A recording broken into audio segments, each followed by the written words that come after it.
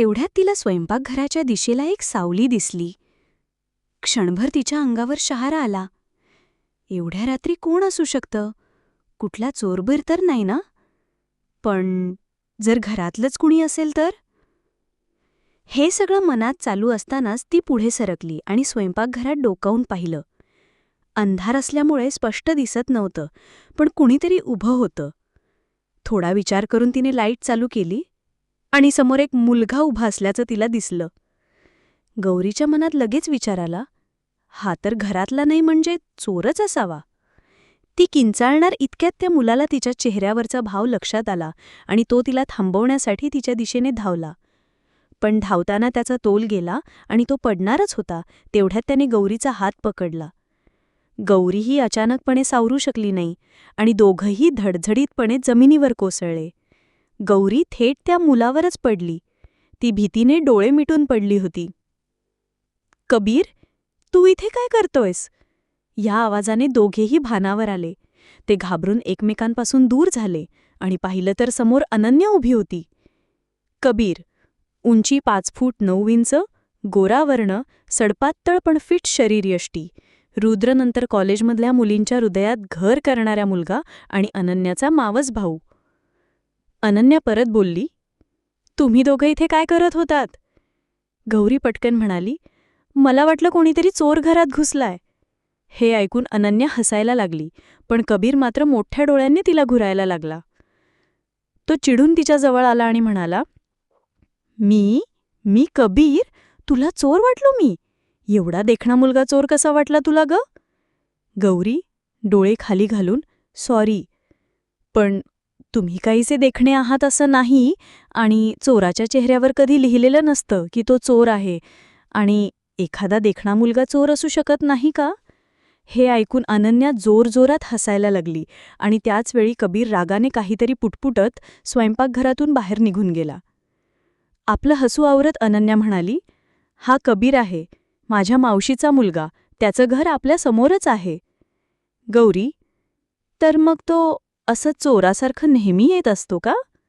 हे ऐकताच अनन्या पुन्हा हसू लागली आणि म्हणाली, चल रूममध्ये जाऊ. दोघी आपल्या रूमकडे निघाल्या आणि तेवढ्यात रुद्र किचनच्या बाहेर उभा राहून हे सगळं पाहत होता. दुसऱ्या दिवशी सकाळी सगळे डायनिंग टेबलवर बसून नाश्ता करत होते.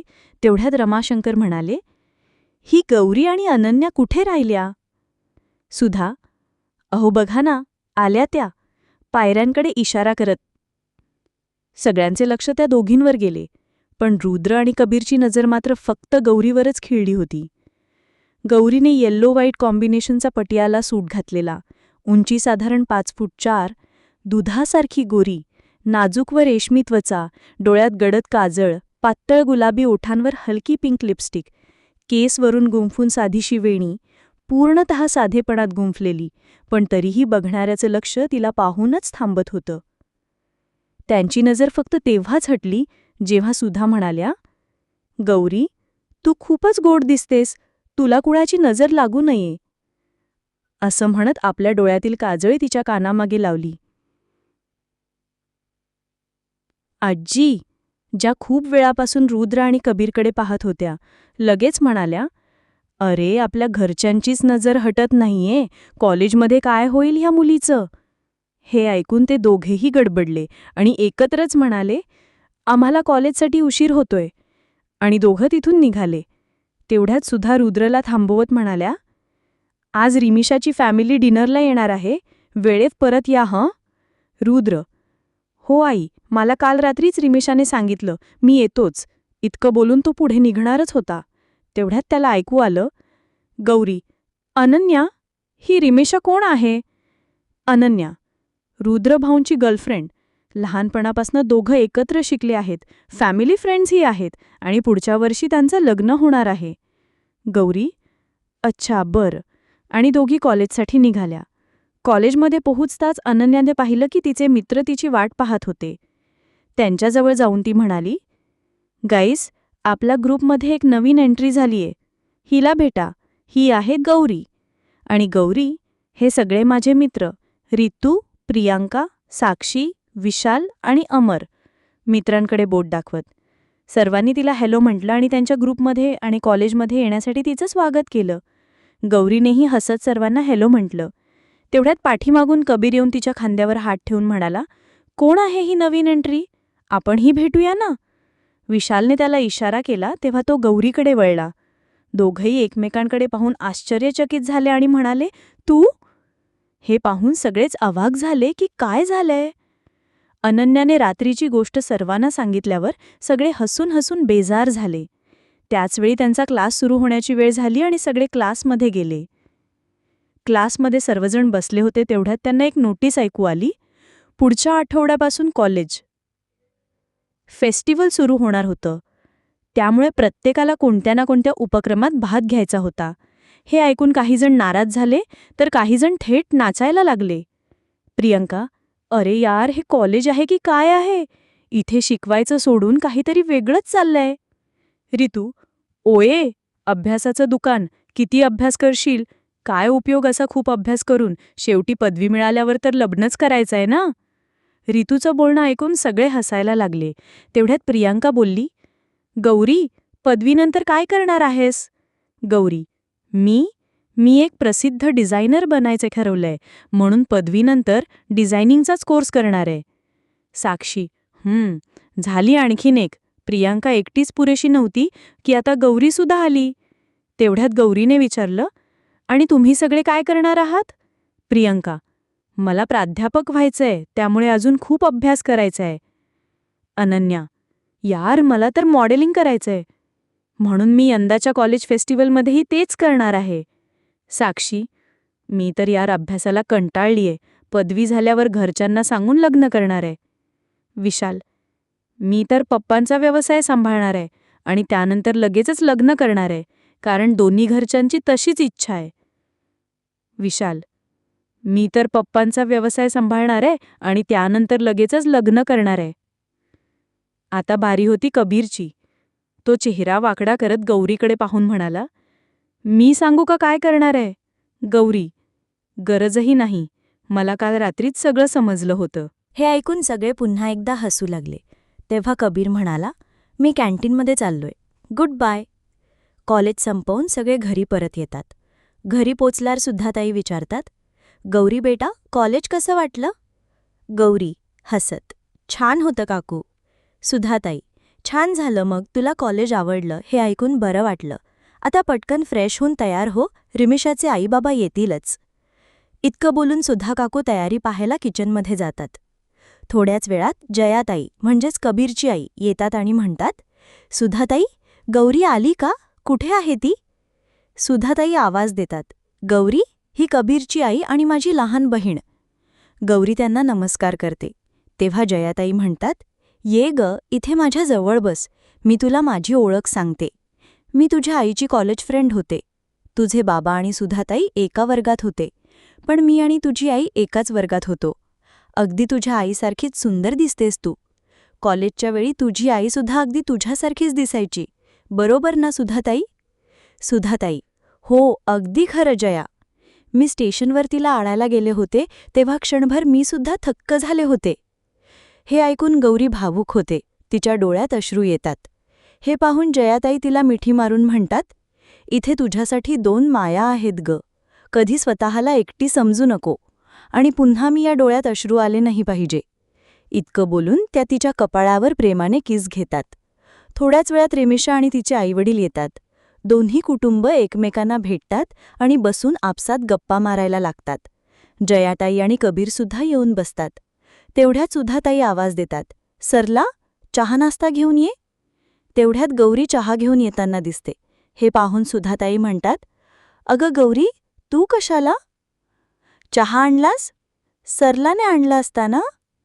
गौरी, "काकू, त्या अजून बाकीचे सामान आणत आहे." सुधा काकू म्हणाल्या, "बरं ठीक आहे, ये, इथे बस." आणि त्यांनी तिला आपल्या जवळ बसवलं.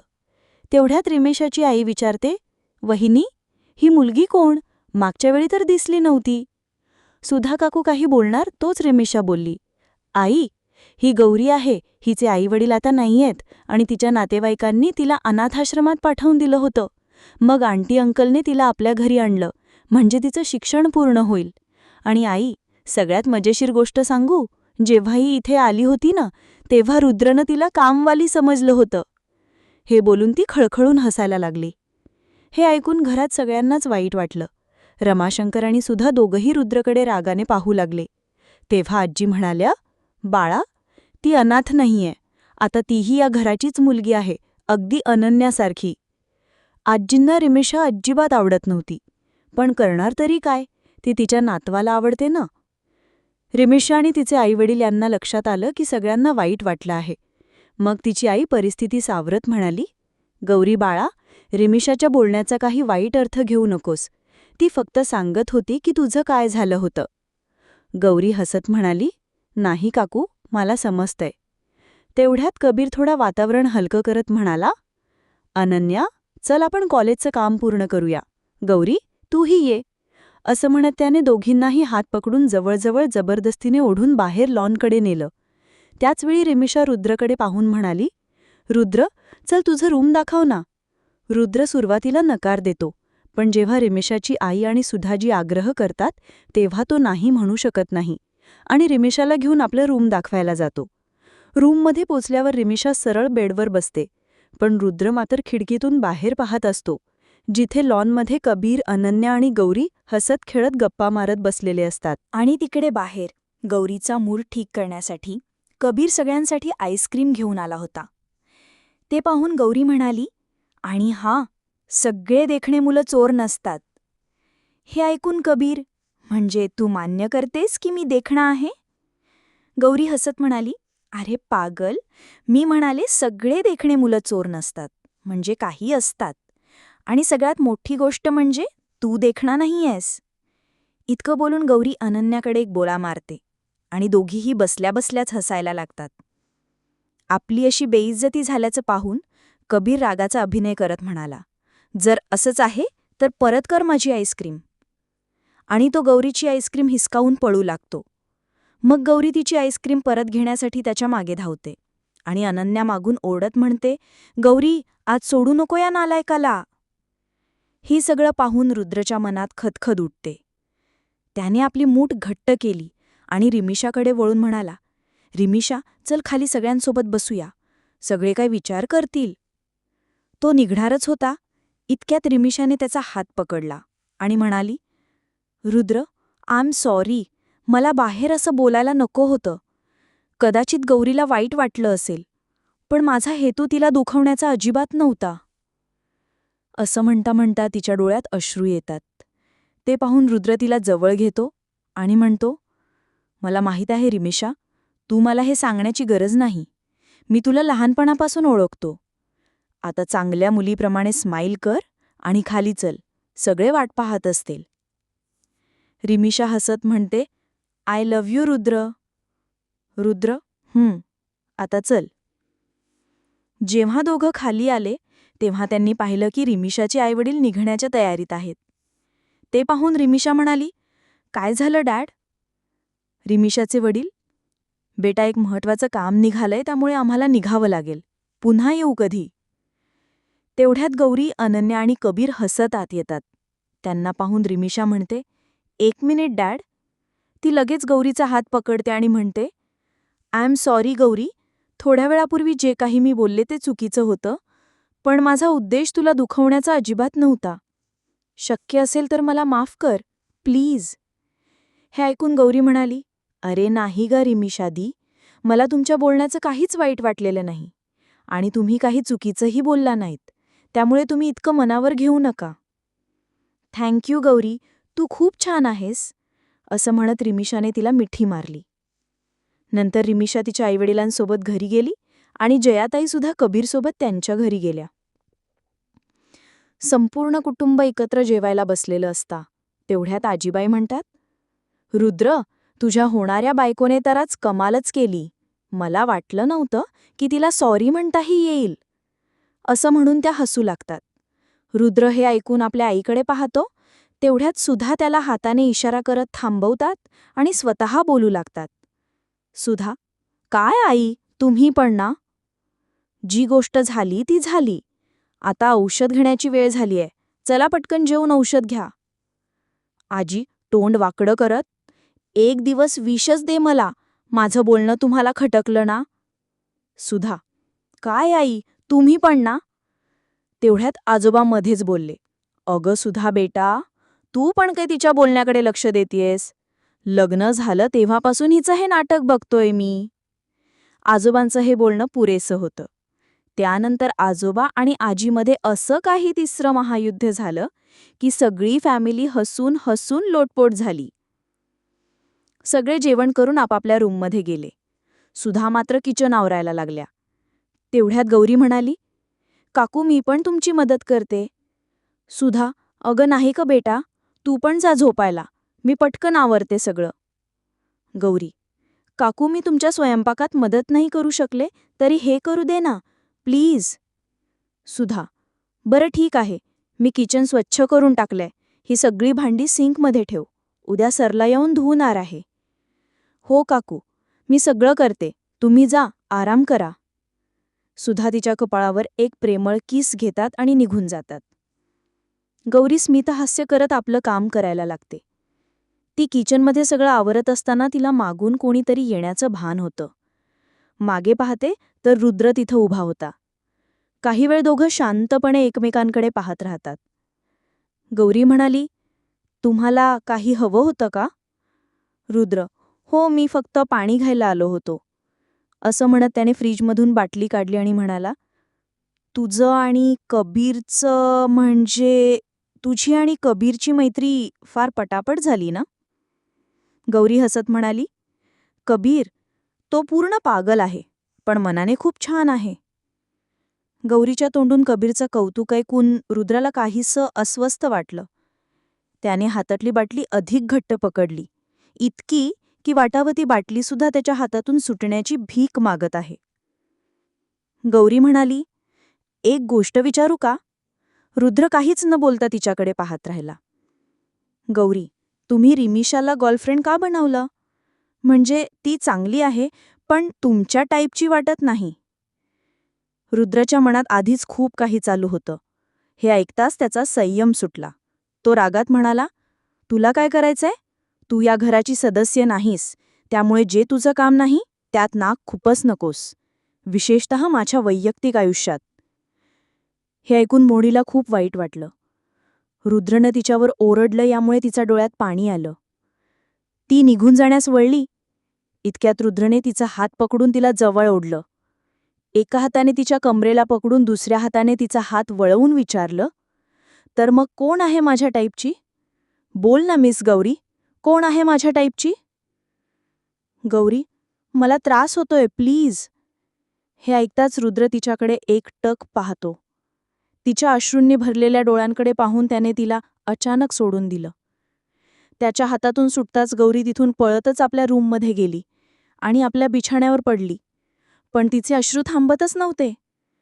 ती विचार करत होती, कोणीतरी इतका कठोर कसा असू शकतो? काही वेळानं कोणीतरी तिच्या दरवाजावर टकटक केलं. इतक्या रात्री कोण असू शकतं? असं विचारत तिनं दरवाजा उघडला तर कोणीच नव्हतं. थोडं इकडे तिकडे पाहिलं तर कोणीच दिसलं नाही. ती दरवाजा बंद करणारच तेवढ्यात तिला जमिनीवर काहीतरी दिसलं. तिनं उचलून पाहिलं तर ती एक औषधाची पट्टी होती आणि त्यासोबत एक छोटा नोट होतं.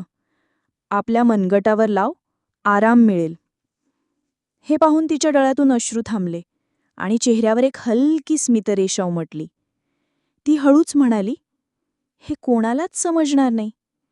स्वतःच दुखावतात आणि स्वतःच औषधही बनतात. थोडे विचित्र आहेत पण इतके वाईट नाहीयेत. ती दरवाजा बंद करून बिछाण्यात शिरली आणि झोपून गेली. तर दुसरीकडे बाहेर बाल्कनीत रुद्र विचार करत बसला होता. माझं असं का होतंय? मी गौरीकडे का ओढला जातोय?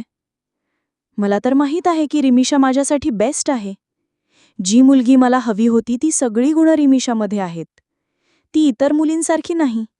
मला समजते, स्पेस देते. मी तिला दररोज वेळ देत नाही, बाहेर डेटला पण नेत नाही, तरी कधी तक्रार करत नाही. तरी मी असं का वागतोय? असं विचार करत त्याने रिमिशाला एक मेसेज केला की उद्या आपण मूव्हीला जाऊया आणि नंतर एकत्र लंचही करूया. इतका मेसेज करून त्याने एक सिगरेट पेटवली. 3-4 झुरके घेतले आणि ती विझवून आपल्या खोलीत निघून गेला. पुढील भाग लवकरच येईल. तुम्हाला हा भाग कसा वाटला कमेंटमध्ये नक्की सांगा.